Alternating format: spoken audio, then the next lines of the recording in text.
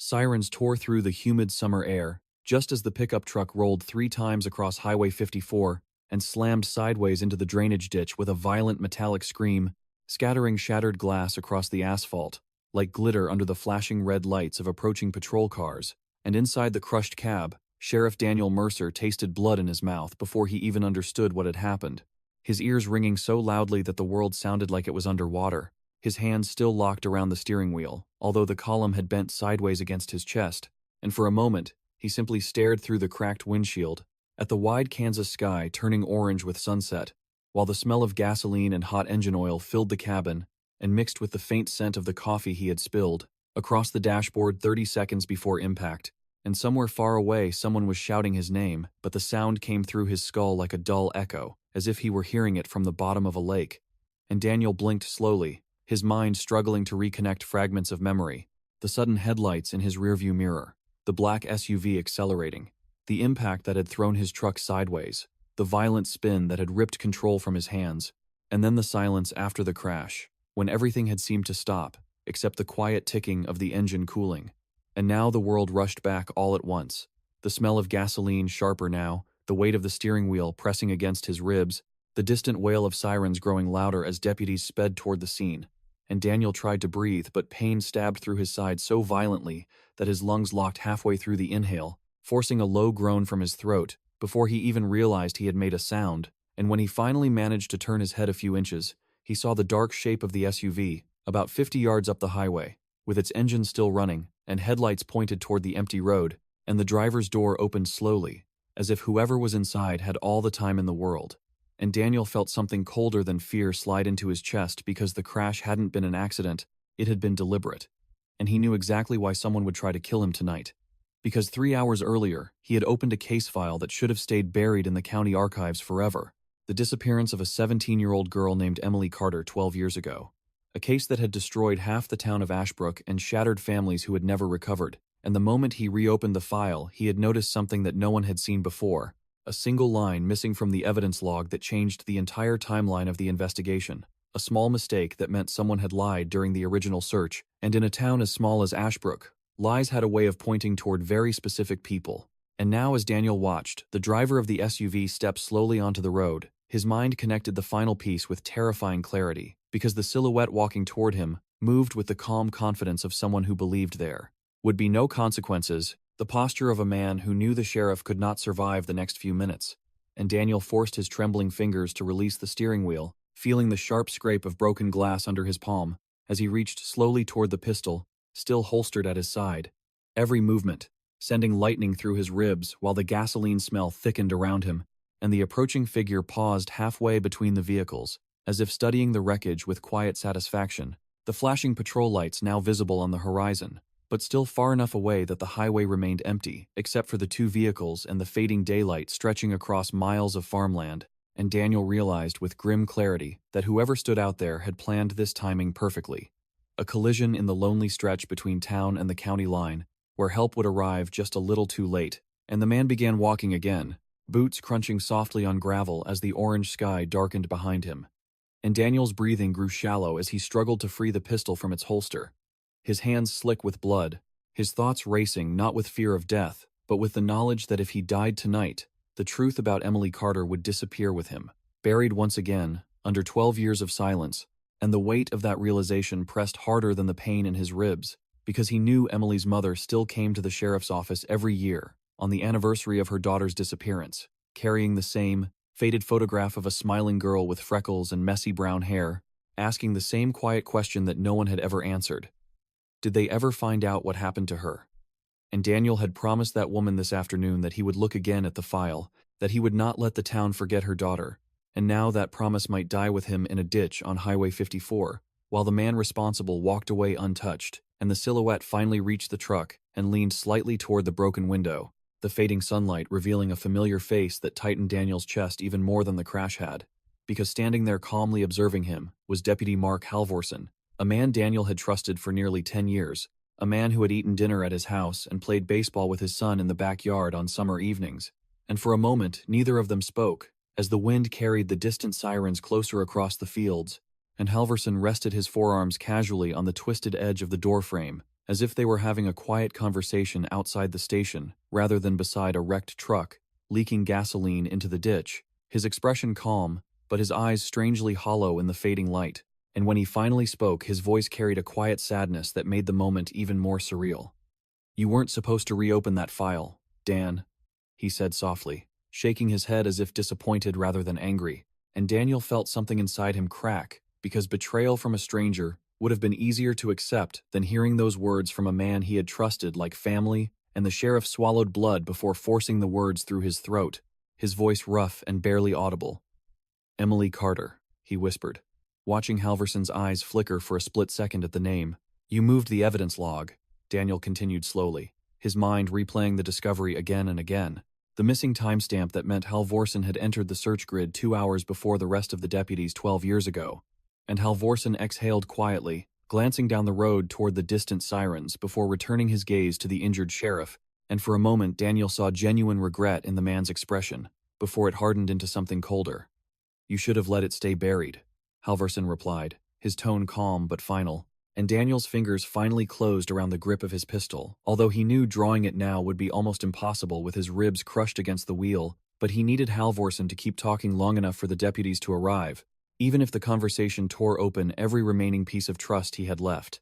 And Daniel forced a weak laugh that turned into a cough of blood against his sleeve, before he whispered, "You killed her," the accusation hanging in the air like thunder waiting to break, and Halvorsen's face tightened, not with shock but with a deep exhaustion, as if the weight of the secret had grown too heavy to carry anymore.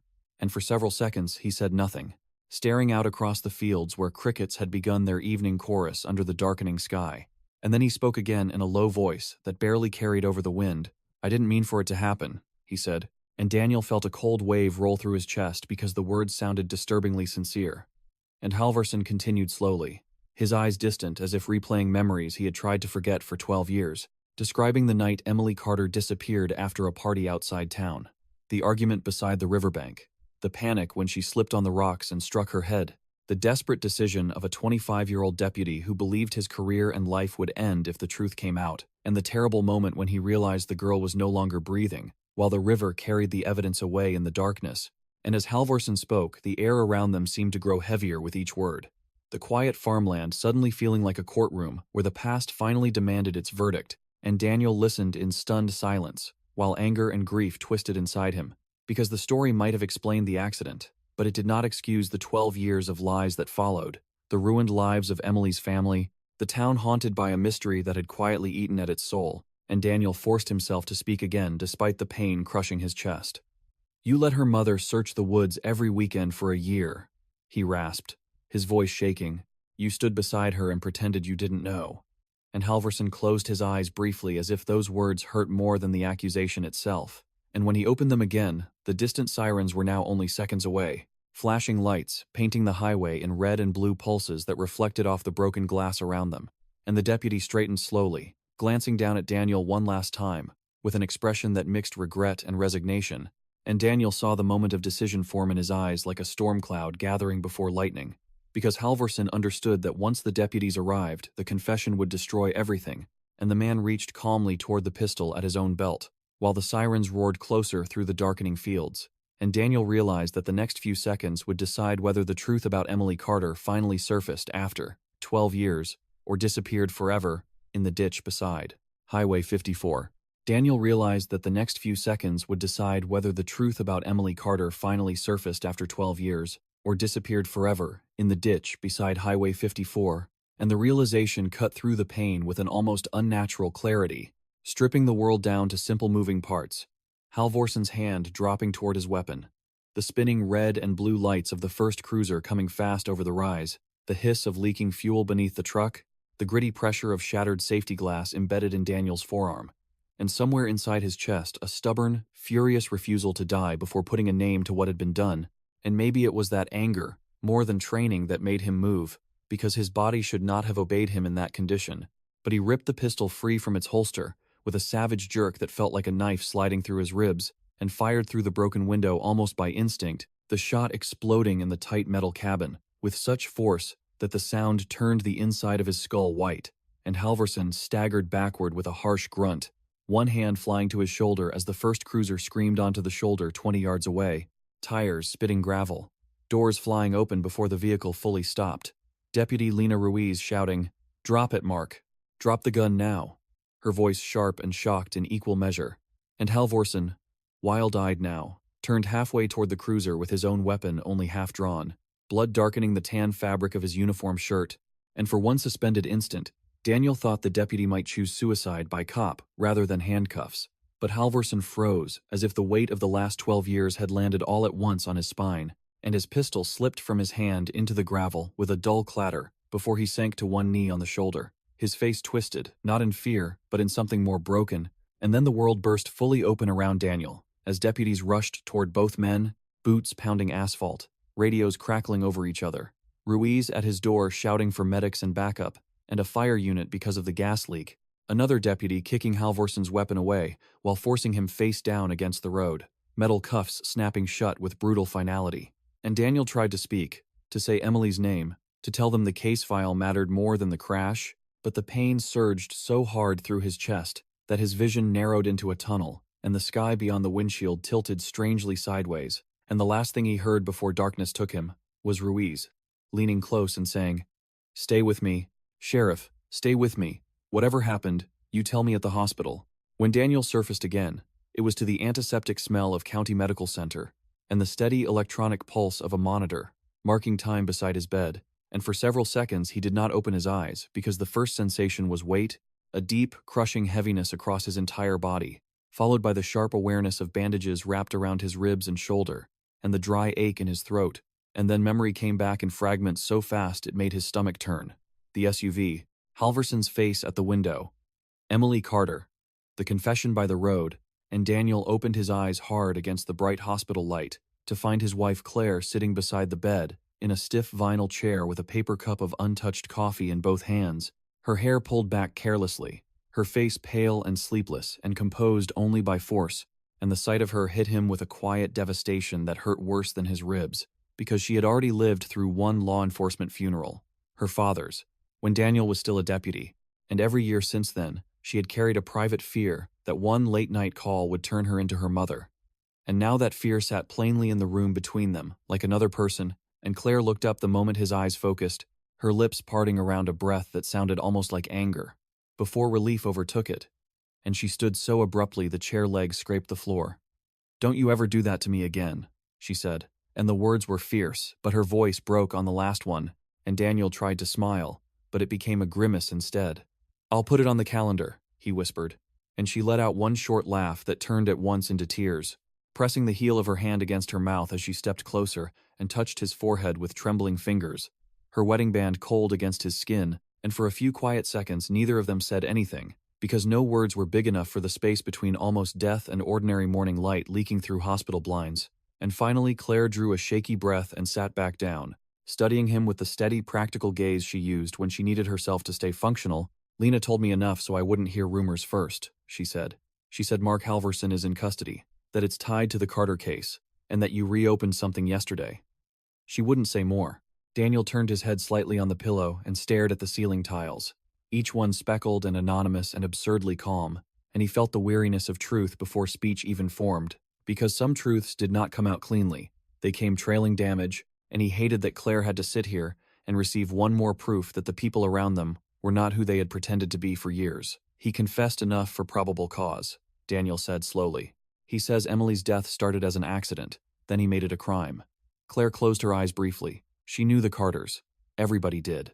Ashbrook was small enough that every long tragedy belonged to the whole town, just at different distances. And when she looked back at him, the grief on her face was not only for him or even for Emily, but for the ruin that was about to move through the county like weather. "And he tried to kill you to keep it buried," she said.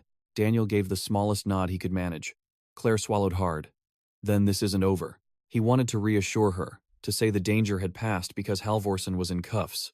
But even lying in a hospital bed, Daniel knew better than to offer easy comfort he had not earned, because Halvorsen had not acted alone in all the years since Emily disappeared, maybe not in the river that night, maybe not in the cover-up afterward.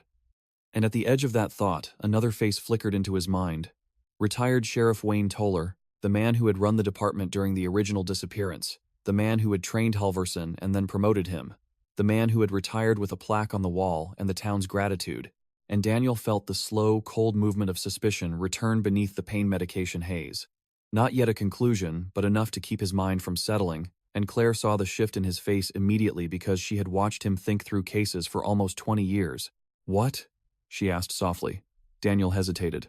The easiest thing would have been to say nothing until he knew more. But withholding truth at that point felt too much like participating in the same sickness he was trying to expose. So he answered honestly, "I think Mark may have had help back then. Maybe after, too." Claire's hand tightened around the coffee cup. "Who?" Daniel looked toward the window, where a slice of gray morning showed beyond the blinds.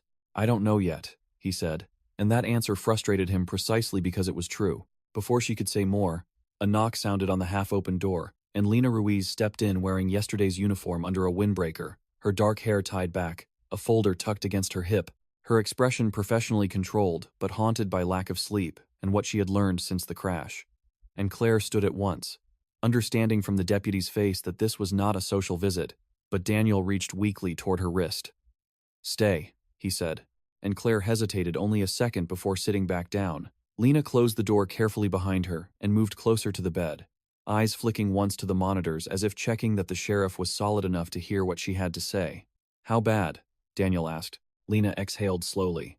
"Halverson lawyered up after booking, but before that he repeated enough of what you heard for the state police to move in. We've got him on attempted murder, obstruction, evidence tampering, likely homicide once the DA reviews. Search teams are headed to the Riverbend," he mentioned. Daniel watched her face. "And?" Lena glanced briefly at Claire, then back at him, and retired Sheriff Toller drove to the station at 6 this morning and asked for counsel before anybody contacted him. Silence dropped over the room so cleanly that the monitor seemed suddenly loud, and Daniel felt both vindicated and sick, because suspicion was one thing, and confirmation by behavior was another, and Claire turned slowly toward him, as if trying to read whether this was the part he had already expected. "What exactly did he say?" Daniel asked. Lena opened the folder. He said he heard about the crash on the police scanner app, then heard Mark was arrested, then concluded that anything involving the Carter case might mischaracterize old decisions made under pressure. That's a quote. Daniel shut his eyes a moment. Old decisions made under pressure. That was how institutions translated damage into something almost respectable, as if burying a dead girl and letting her mother search empty woods for years could be filed under unfortunate judgment rather than moral collapse. And when he opened his eyes again, the medication fog had burned away, enough to leave only anger and purpose. "He knew," Daniel said. Lena nodded once. "Looks that way." Claire set the coffee on the bedside table with exaggerated care, the paper cup making a tiny soft sound against the laminate surface.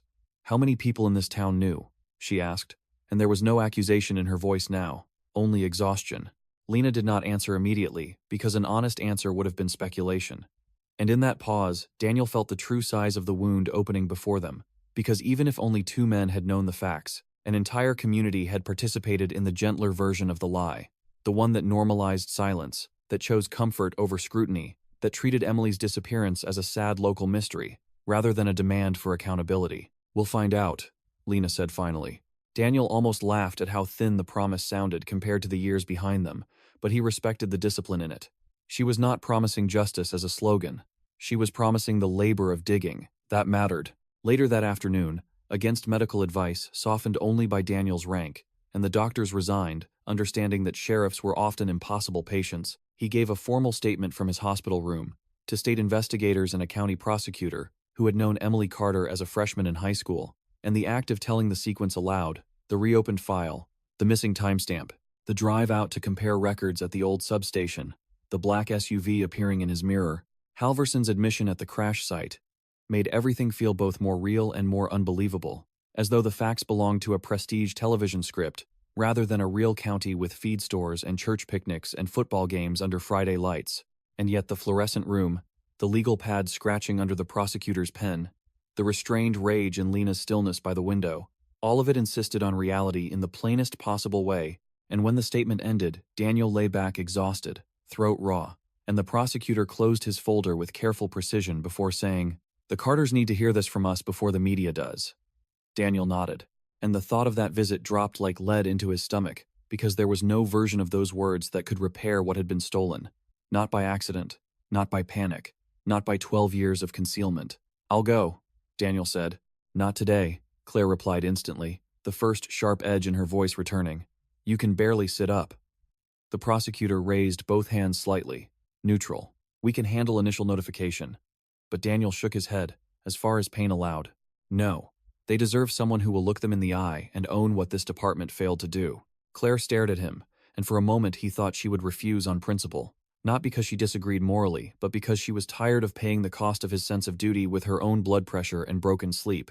And he could not blame her. He hardly blamed anyone for anything easy anymore. But after a long moment, she leaned back with a hard exhale and said, Then you go when you can stand upright, without turning gray.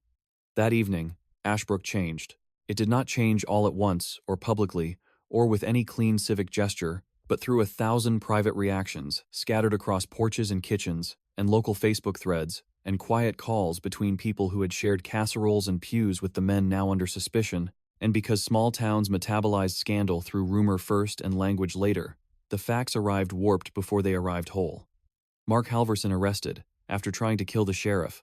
Halvorson tied to Emily Carter, Toller implicated, the river being searched, and by sunset, the courthouse lawn was lined with satellite vans from Wichita and Kansas City, while locals slowed their pickups to stare, and then kept driving as if motion alone could preserve ordinary life. And from his hospital bed, Daniel watched none of it on television, because he told Claire to leave the set dark.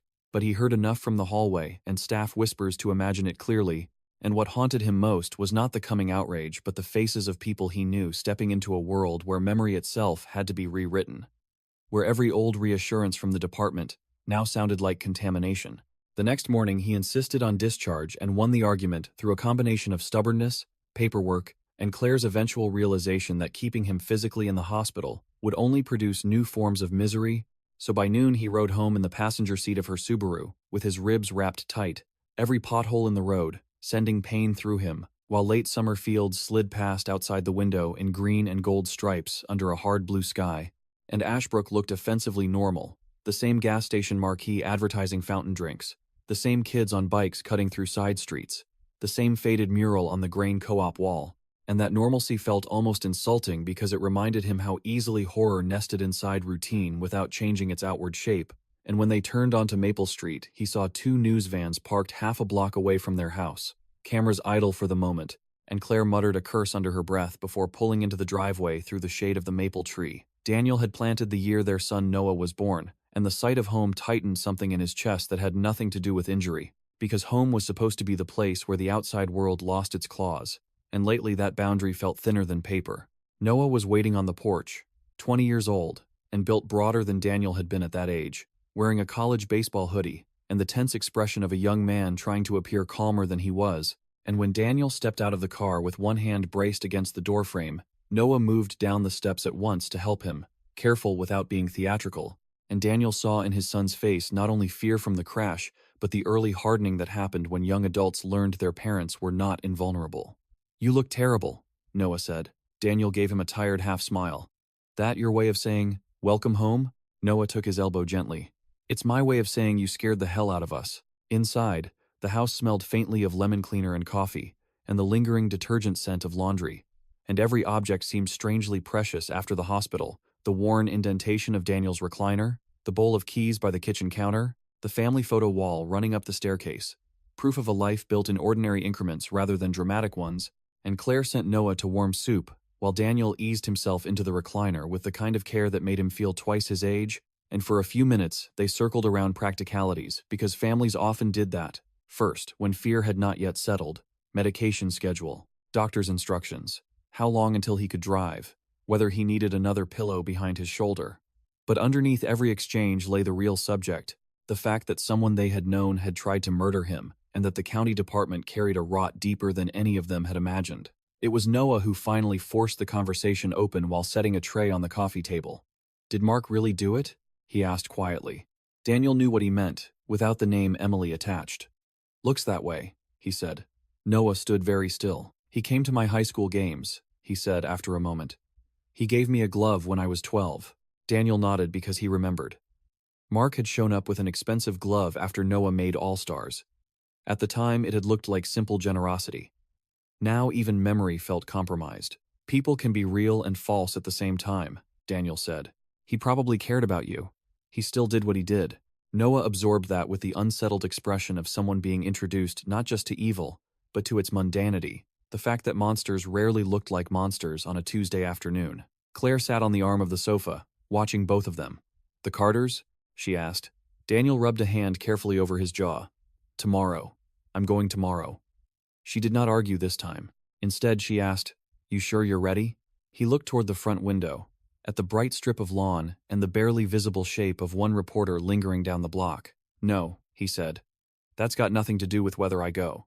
The next day dawned with low clouds and a wind that smelled faintly of rain and cut across town with the first real hint of fall. And Daniel drove only because Claire insisted on coming, and he could not tolerate being chauffeured to a conversation like that by anyone else, though she took the wheel the final miles when his face went tight from the effort, and the Carter house sat on the edge of town past the old feed mill, a white farmhouse with peeling porch paint, and a swing that had not moved in years, and as they pulled into the gravel drive, Daniel saw Miriam Carter already standing in the doorway, as if grief itself had taught her to recognize official vehicles before they stopped, her shoulders squared, one hand against the frame, and behind her in the dim hall stood her husband Tom, older now than Daniel remembered him from those first search months, his posture stiffened by years of farm labor and disappointment.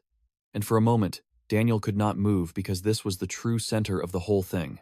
Not the investigation, not the press, not the department scandal, but two parents who had been denied the basic mercy of truth for 12 years. And when he finally stepped onto the porch, the wind carried the smell of wet soil from distant fields and the metallic scent of coming rain, and Miriam searched his face once before, saying, "You found something." It was not a question. Daniel's throat tightened. "Yes, ma'am," he said.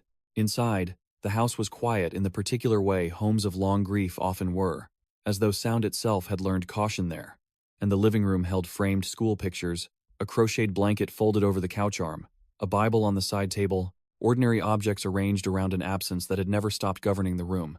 And Daniel sat gingerly on the edge of a chair while Claire remained near the doorway, close enough to support but far enough to let the truth belong to the Carters. And Daniel told them as plainly as he could, no euphemisms, no institutional padding, that evidence had surfaced, that former Deputy Halverson had admitted being with Emily the night she died, that he had concealed her death and misled the investigation, that retired Sheriff Toller was under investigation for his role in the cover-up, and that search teams were at the river bend, now working to recover what they could. And while he spoke, Tom Carter leaned both hands on his knees and stared at the floorboards, as though each sentence were another physical blow he intended to absorb without outward collapse, while Miriam did not cry at first, did not move at all, only stared at Daniel with an expression so bare and wounded that he had to fight the urge to look away, because what lived in her face was not simply pain, but the terrible reorganization of memory, every year of not knowing now poisoned by the fact that someone had known all along. And when Daniel finished, there was a silence in which the old house seemed to hold its breath with them,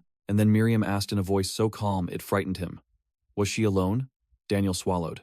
According to what he said, yes, after she fell. Miriam's mouth trembled once. "So my daughter lay dead by that river, while men decided their jobs mattered more than her life." Daniel closed his eyes briefly. "Yes." Tom finally lifted his head. His eyes were red but dry. "And your department left us to dig up woods with volunteers and church people and my brother's dogs," he said. "You let us print flyers and knock on doors and beg psychics on daytime TV because nobody told us the truth." Daniel did not defend the department. There was nothing to defend. "Yes," he said again, "because accountability sometimes began with refusing every instinct toward explanation." And that simple answer seemed to hit Tom harder than denial would have, because he stood abruptly and crossed to the window with one hand over his mouth, shoulders rising and falling, while Miriam stared down at her clasped hands as tears finally spilled soundlessly onto them. And Claire moved closer then, not with official sympathy, but with the quiet instinct of one woman recognizing another's collapse, kneeling beside Miriam and taking her hand only after the older woman allowed it. And Daniel sat there with his cracked ribs and badge, and felt the full humiliation of representing a system that had failed in the most human way possible. Not through complexity, but through cowardice. After a long while, Miriam looked up again. "Will he say where she is?" Daniel answered carefully. "He gave us a location. Search teams are there now." Tom turned from the window. "If they find her, I'm not thanking your office," he said.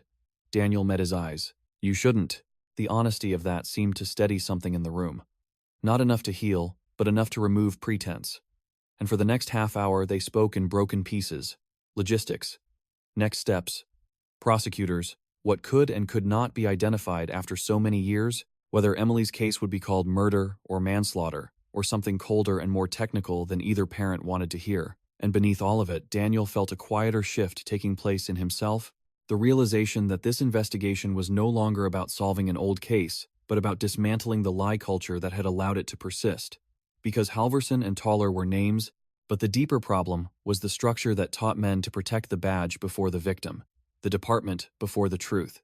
And Daniel knew that when this was over, if over was even the right word, he would either have to rebuild the office from the foundation or leave it entirely. On the drive back, rain began in a thin, steady sheet across the windshield, and Claire drove with both hands at 10 and 2, eyes forward, while Daniel watched water run through the wavering reflections of storefront signs and church steeples and closed diner windows.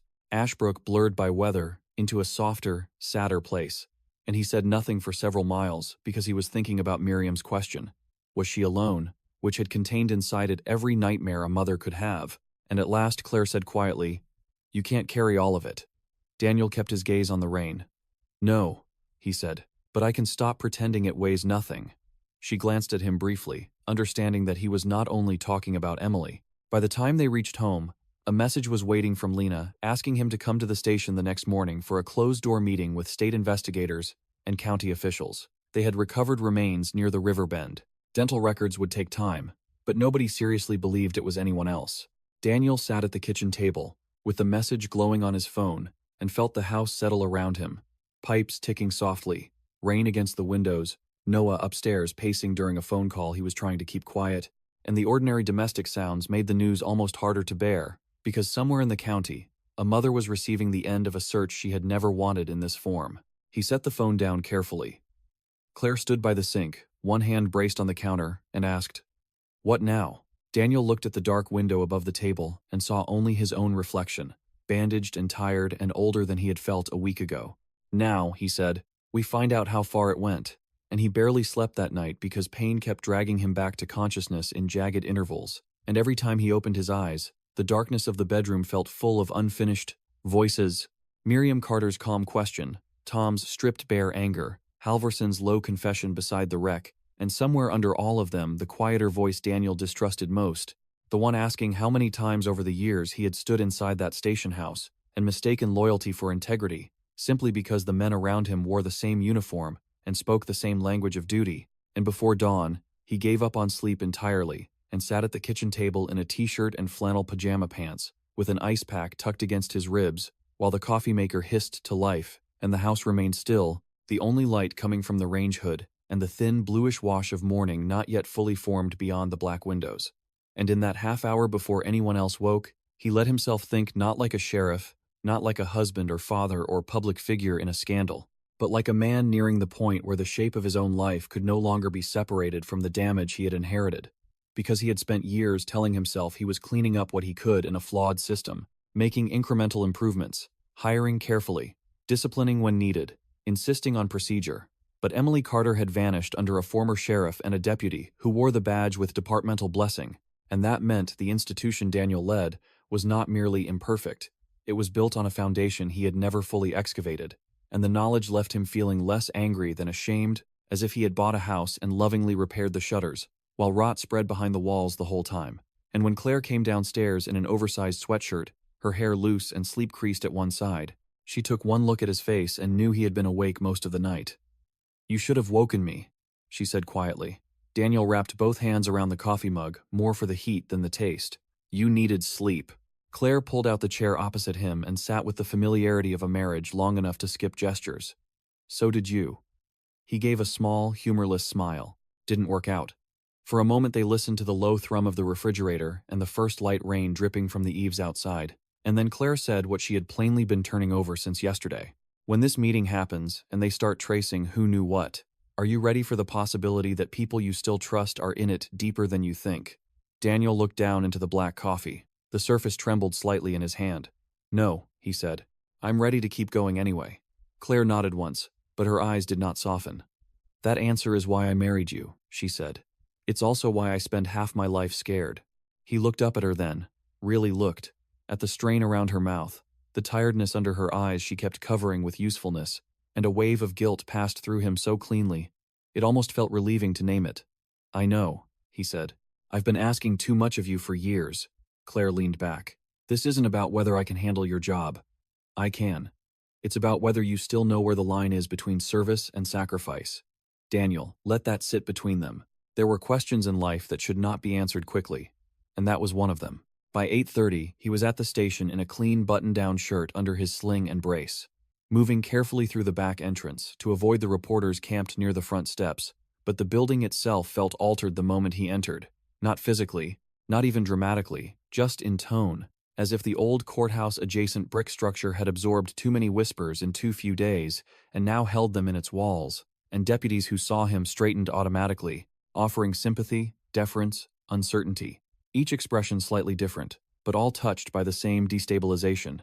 Because a department could survive budget cuts, bad weather, even public criticism, but the revelation that one of its own had hidden a dead girl and tried to murder the sheriff shifted everything into moral territory, where routine competence no longer counted for enough, and Daniel felt the eyes on him as he crossed the hall to the conference room, not because he was the sheriff, but because in moments like this, leaders became symbols, whether they wanted to or not. And if he looked weak, some would panic. If he looked performative, some would resent him.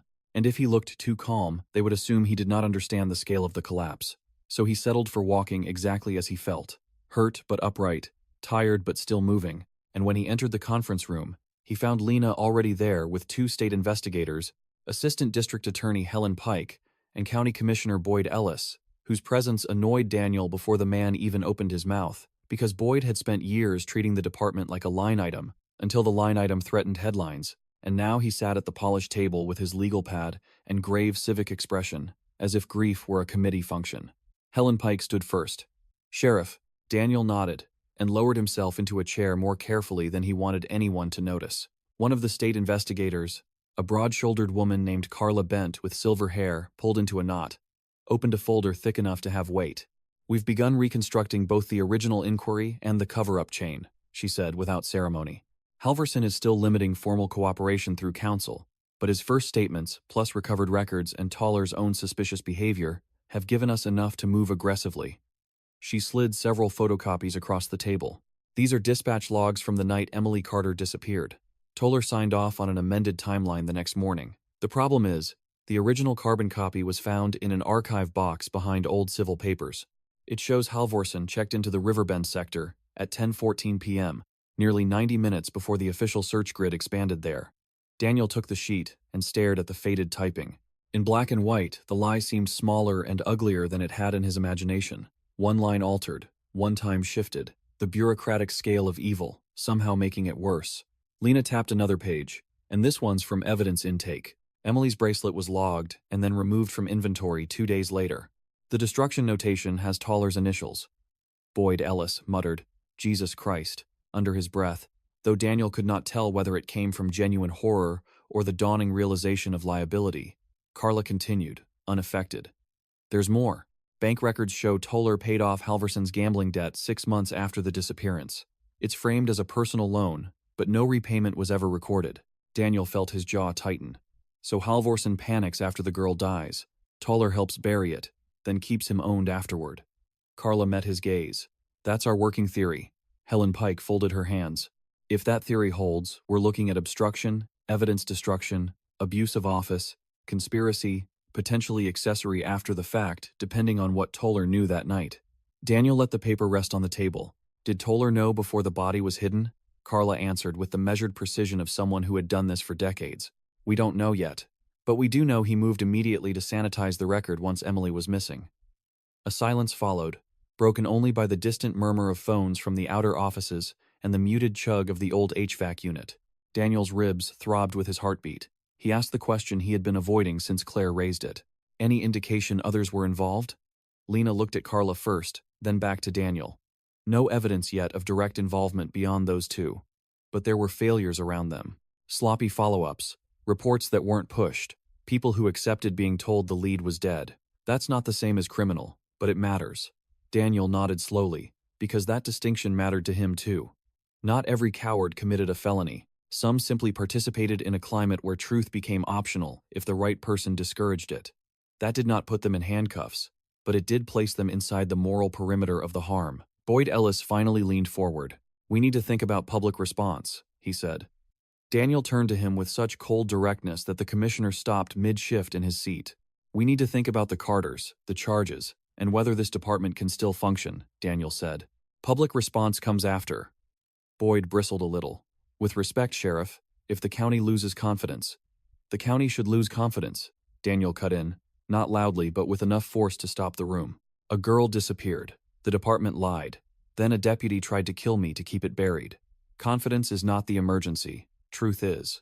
Helen Pike hid what might have been approval behind a professional expression, while Lena looked down at her notes in a way Daniel recognized as concealment of emotion. Boyd sat back, offended but smart enough to recognize he had picked the wrong moment for optics. Carla resumed. "There's one more issue. We pulled archived complaints against Halverson and found a pattern of discretionary leniency tied to favors from certain local families, mostly small stuff, drunk driving write-downs, vandalism handled off-book, informal warnings where charges should have stuck. Toller reviewed and buried most of them. It doesn't prove another major violent offense, but it shows a culture." Daniel rubbed a hand over his face, feeling the stubble he had missed that morning. A culture. The phrase was accurate and still too bloodless. A culture meant habits, permissions, winks passed down like family recipes, younger deputies learning which corners could be cut if the cut protected the right people. It meant rot not as spectacle but as normalization. "I want internal files open to the state," Daniel said. Boyd shifted again. "That could expose the county to—" Daniel turned on him fully now. "Good," he said. "Maybe exposure is what fixes it." The commissioner looked as though he might protest, but Helen Pike stepped in first. "Legally, the sheriff can authorize full cooperation. Given the circumstances, I'd advise it."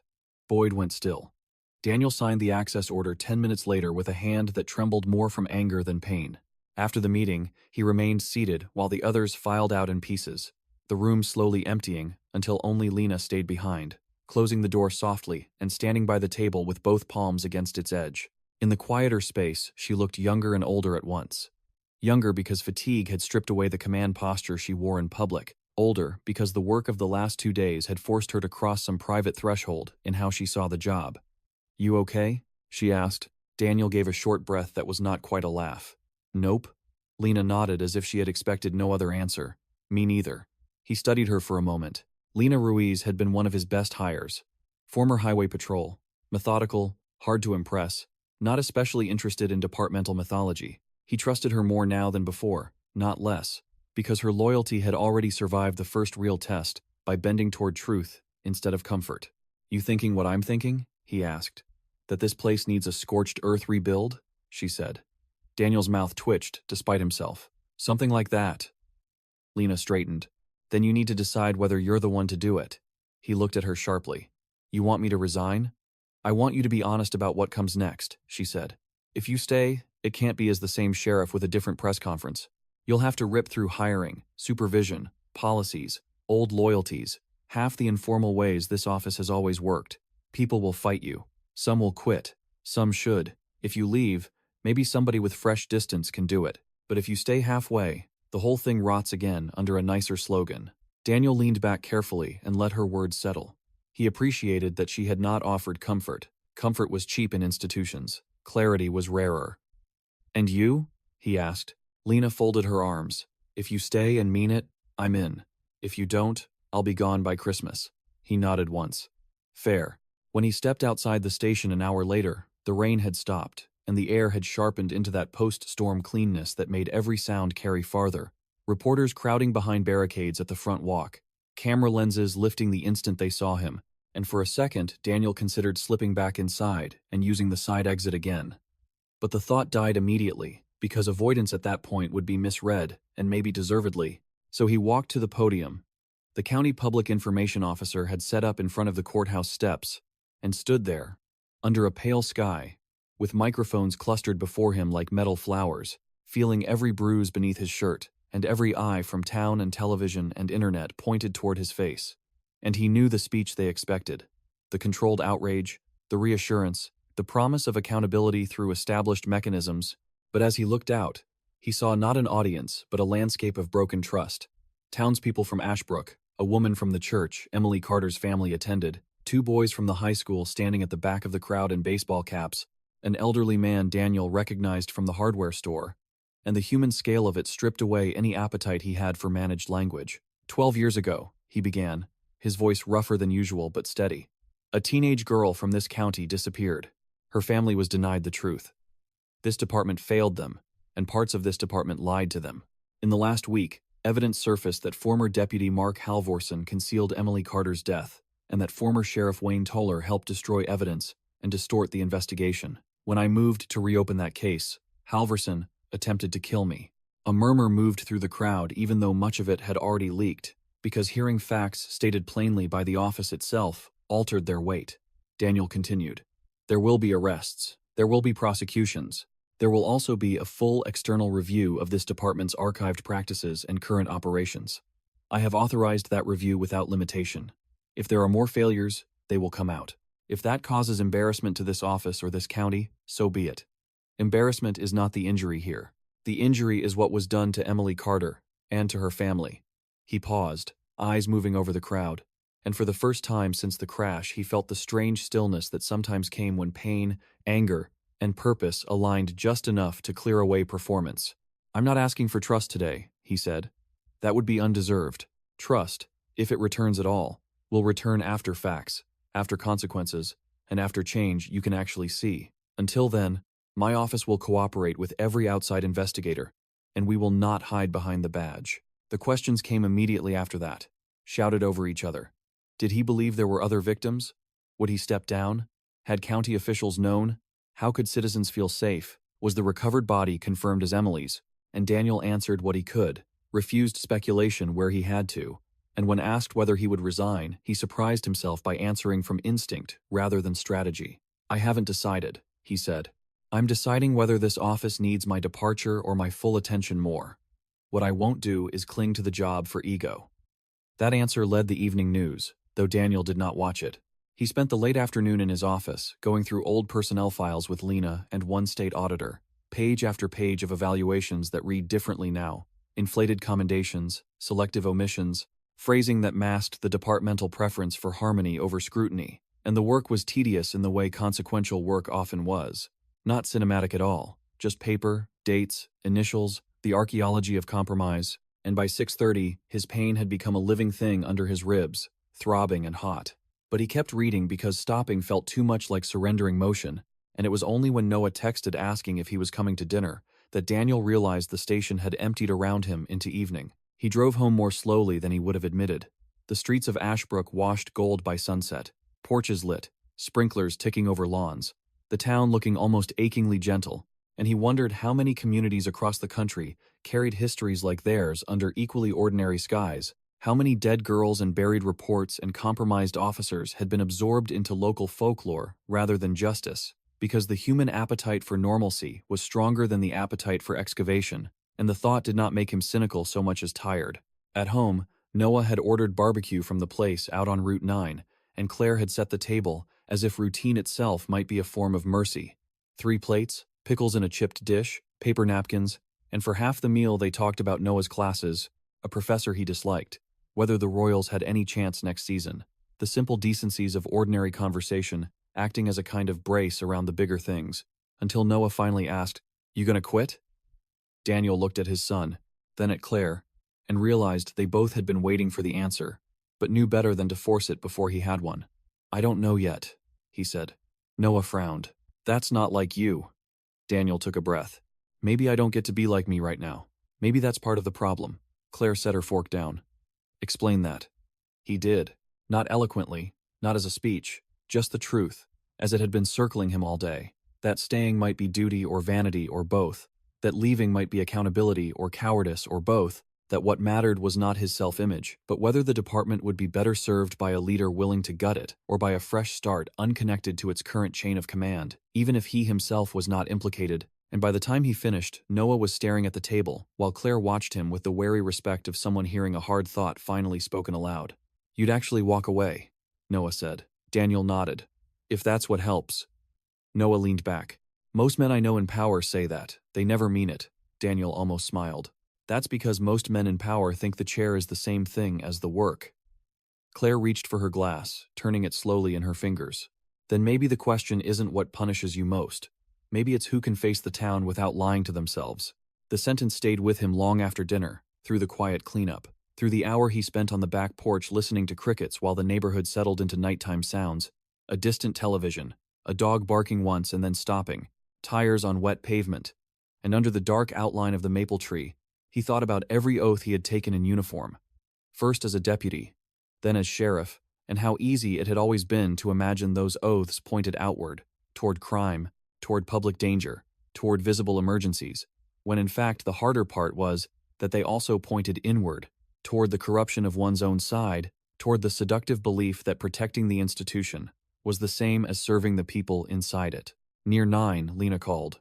Her voice was clipped with contained energy. Dental confirmation came back, she said. Daniel closed his eyes. Emily? Yes. The night around him seemed to go very still, even the insects momentarily receding from awareness. He heard his own breath in the phone. Have the Carters been told? Helen and the victim liaison are there now. Daniel swallowed against a sudden constriction in his throat that no amount of professional distance could blunt. Emily Carter was no longer a disappearance, no longer a file, not even merely a murder victim. She was a daughter returned too late. Anything else? He asked. Lena paused. Toller's attorney requested surrender terms. He'll be booked in the morning. Daniel looked out into the dark yard, where the porch light cast a pale circle over damp grass. I'll be there. After the call ended, he stayed seated without moving until Claire opened the screen door and stepped outside, wrapping her arms against the cooler air. She read his face before he spoke. They confirmed her, he said. Claire came to stand beside him, one hand resting lightly between his shoulders where she knew the brace ended. And Toller? Tomorrow morning. She nodded, eyes on the yard. Then tomorrow is going to feel like a verdict, even if it isn't the end. Daniel listened to the word verdict and thought how often people mistook legal action for closure. Arrests mattered, charges mattered, but closure was another language entirely, one the Carters might never speak. No, he said quietly.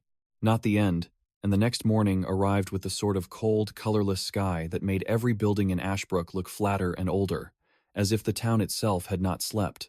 And Daniel was at the station before 7, with a travel mug of coffee gone lukewarm in his hand, and a dull ache spreading under his bandages every time he moved too quickly. But the pain had become background now, a crude reminder rather than a limit, and he walked through the back corridor, past framed photographs of former sheriffs that he had passed 1,000 times without thinking much about them, until today, when Wayne Toller's retirement portrait seemed to glare down with an almost theatrical smugness, silver hair neat, jaw set, hand resting on the polished edge of a podium at some forgotten county banquet, and Daniel stopped for half a second and looked at the image with a strange mixture of fury and pity, because whatever Toller had once believed himself to be, respected lawman, steward of order, old-school guardian of a rural county, he had ended by becoming a man who measured the life of a dead girl against the reputation of his office, and chose the office. And that was the thing Daniel could not forgive even beyond the legal facts, not just the lie but the hierarchy beneath it, the private conviction that the institution mattered more than the person harmed by it.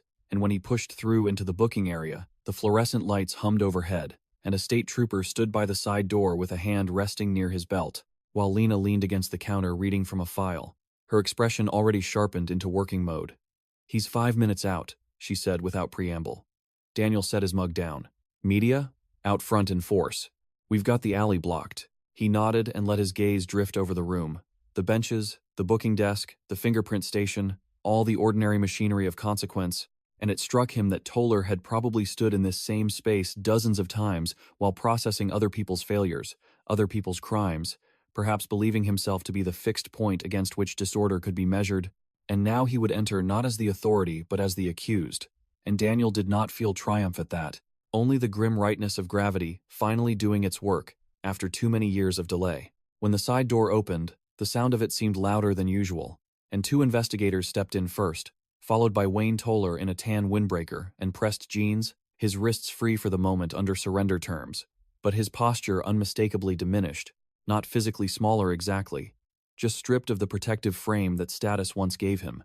And Daniel had expected anger to spike on sight, but what came instead was a heavy disgust edged with sorrow, because Toller looked old, truly old, not dignified, not distinguished, just worn down in the face, the flesh beneath his eyes loose, his shoulders slightly rounded, like a man who had spent too long bracing against the pressure of his own choices. And yet the instant his gaze landed on Daniel, something defensive lit up there, not remorse but grievance, as if he still believed on some level that the real offense in the room was exposure. "Sheriff," Toller said. Daniel did not return the courtesy. "Wayne." Lena moved to the counter. "All business. You understand the terms of your surrender and the charges currently under review?" Toller's attorney, a pale local man named Finch, who looked as though he had not enjoyed a moment of this case, spoke instead. "My client will comply with booking and reserves all statements pending formal arraignment." Daniel watched Toller's face as Finch recited procedure, and he saw the old sheriff's jaw tighten at the small humiliations of the moment. The inventory of pockets, the request to remove his belt, the ordinary flattening that criminal process imposed on every person who entered it. And perhaps it was petty to take satisfaction in that.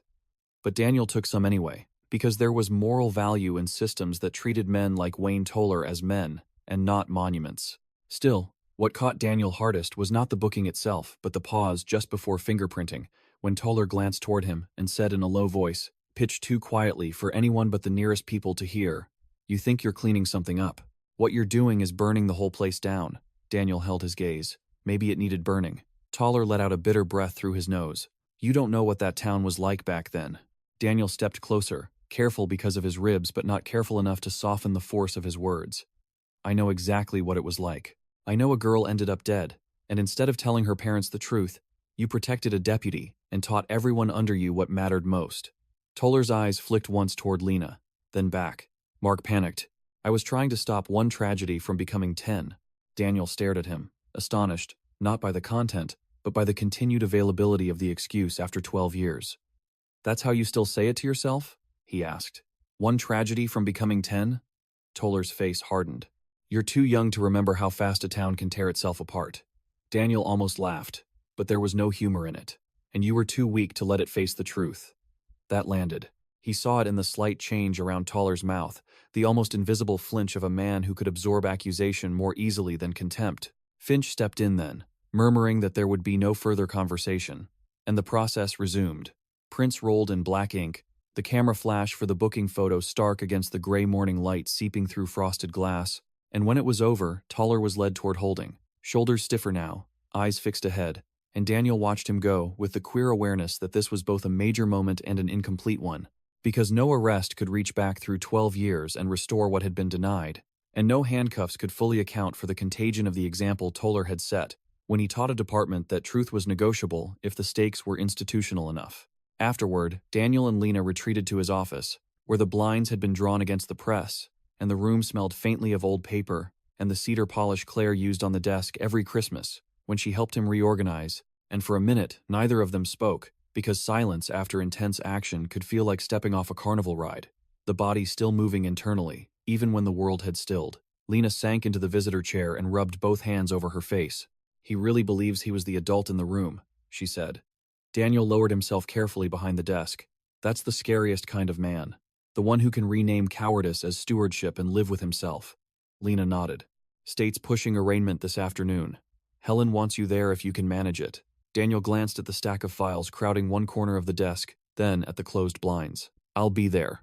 Lena hesitated, then added, "You should also know 2 deputies asked for transfers this morning. One retirement notice came in. Voluntary." Daniel leaned back. "Because they're implicated?" "No. Because they say the department's become impossible."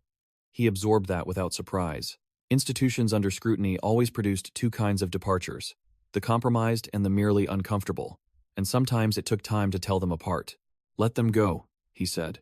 "If somebody thinks accountability makes the place impossible, they're right. It should be impossible for them." Lena's mouth twitched, not quite a smile. "You're in a mood." "I got run off the road 3 days ago," Daniel said. "I'm allowed a mood." That drew a brief laugh out of her, the first sound in days that resembled ordinary levity, and the relief of it moved through the room like fresh air before both of them returned to work. The arraignment at county court was crowded beyond reason for a proceeding that mostly consisted of reading charges into the record.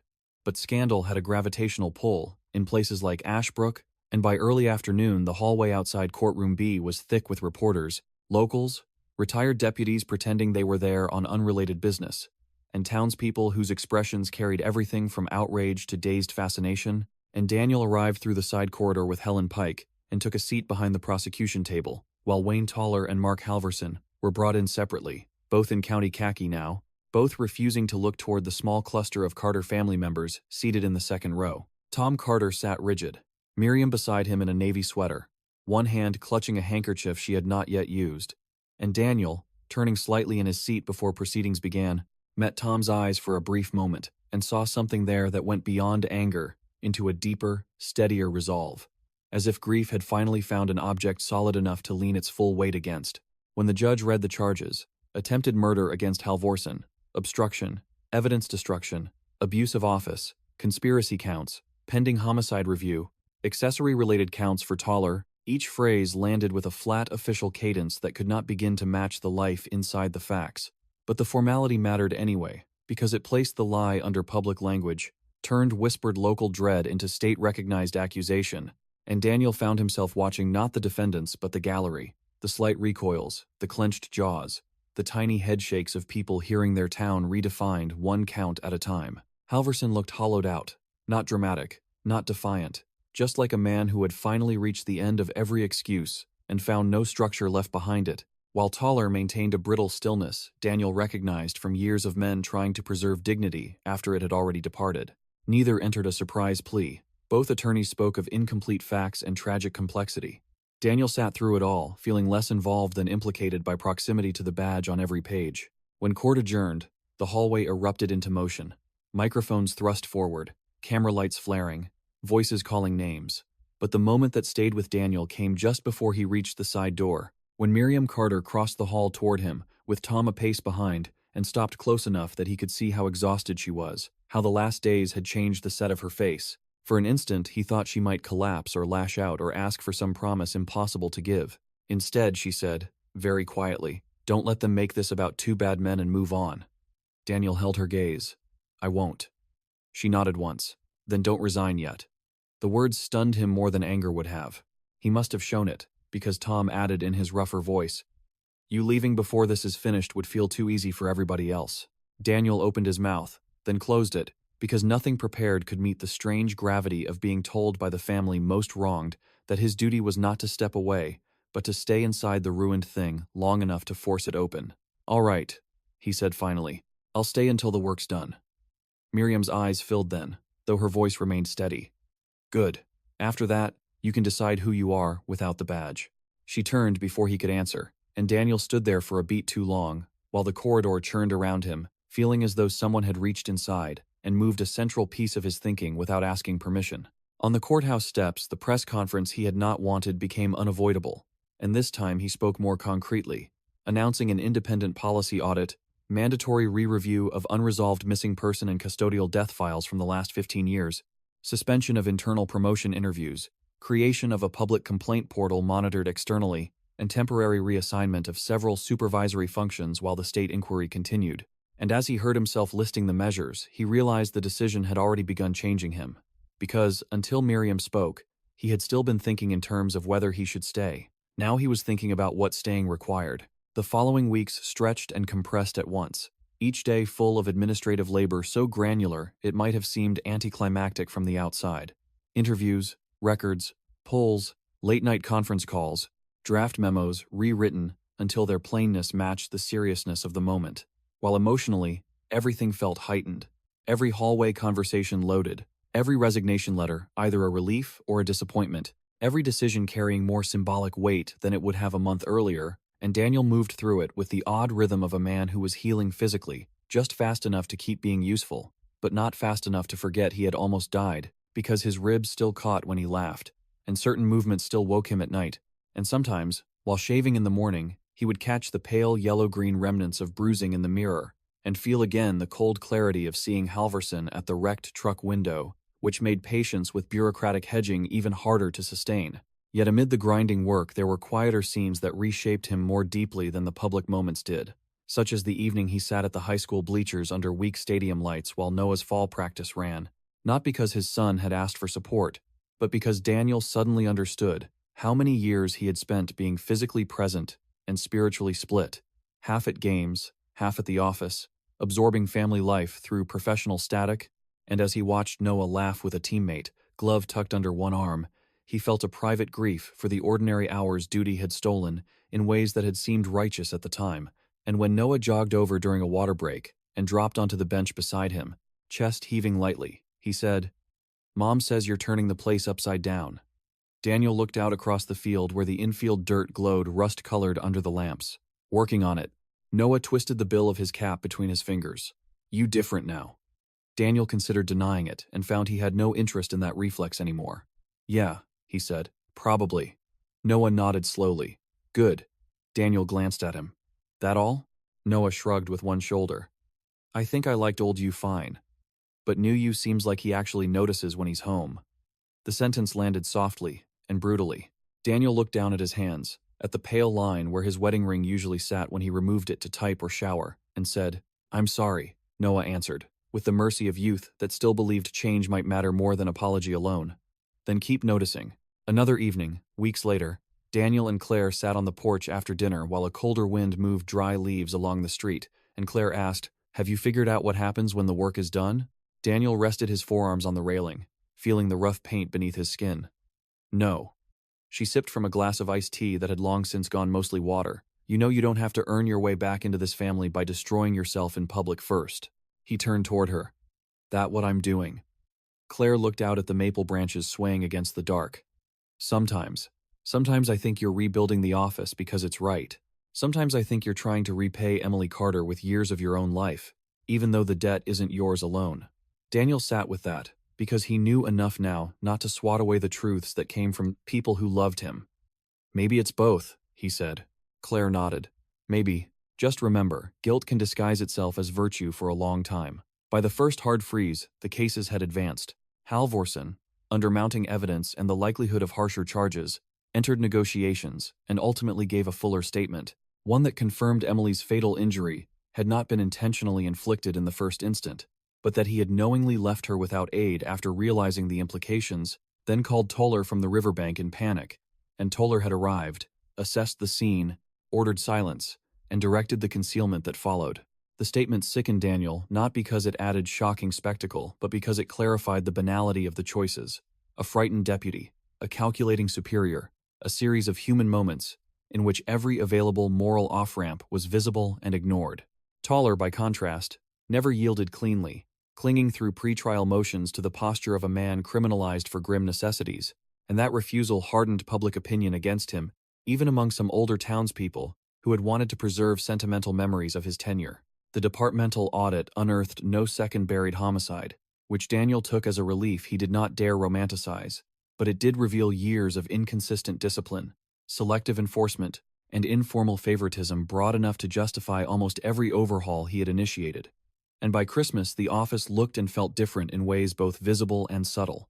Fewer old guard jokes in the break room, more documentation, more people thinking twice before invoking tradition as a defense, and though resentment lingered in pockets, Daniel could also sense the tentative emergence of something cleaner.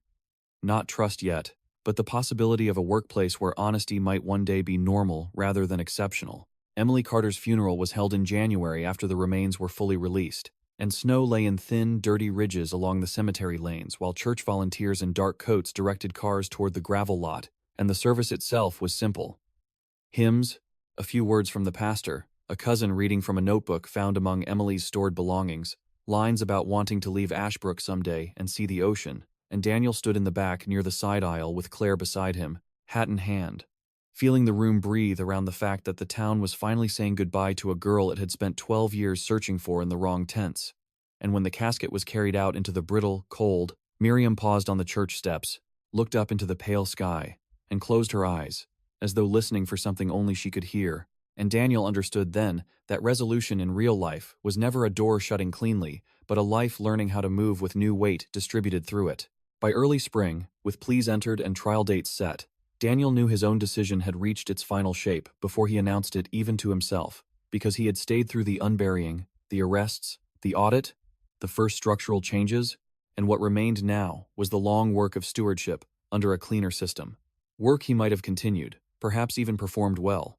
But every time he imagined the next 5 years, he saw not service but repetition, himself tethered forever to the scandal as both repairman and symbol.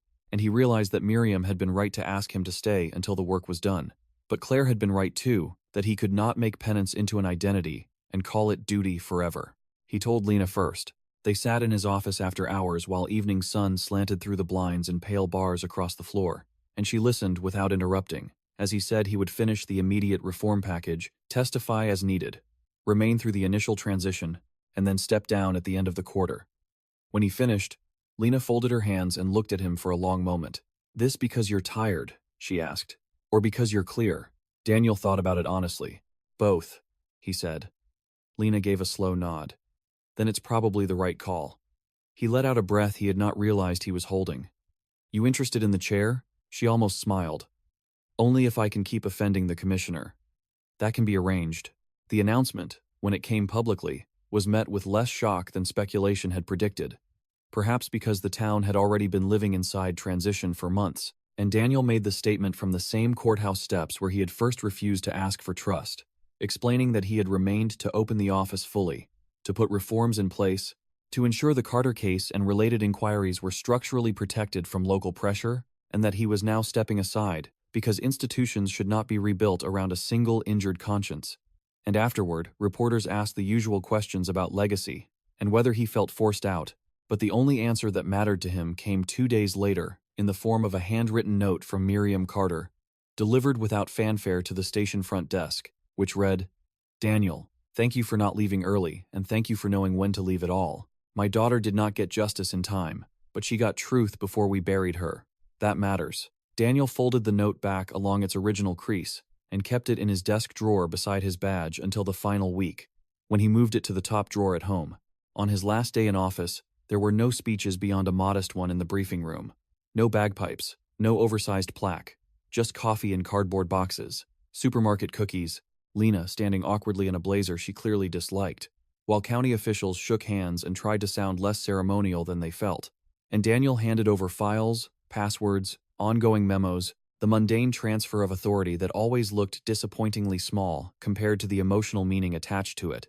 And when the room finally cleared, he stood alone for a moment in his office, spring rain tapping softly at the window, and looked around at the shelves, the dent in the carpet where the guest chair always sat, the bulletin board with maps and notes already partly stripped, and he felt no cinematic rush, no grand certainty, only a quiet loosening, as if a knot inside him had been tightened for years without his noticing, and was finally giving way. He took the framed family photo from the desk, tucked Miriam's note into his jacket, and switched off the office light.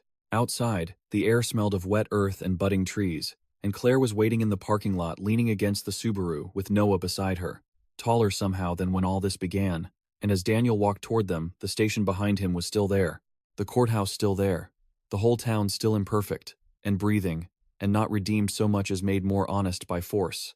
And when Claire asked, "Ready?" he looked once at the building, then back at his wife and son, and understood that peace was not the same thing as innocence, that he would carry Emily Carter and the ditch on Highway 54 and the sight of Wayne Toller in booking for the rest of his life, but carrying was not the same as being ruled by it, and for the first time in a long while, he believed that the next chapter of his life did not have to be organized around what had been broken. "Yeah," he said, and his voice was steady. "I think I am,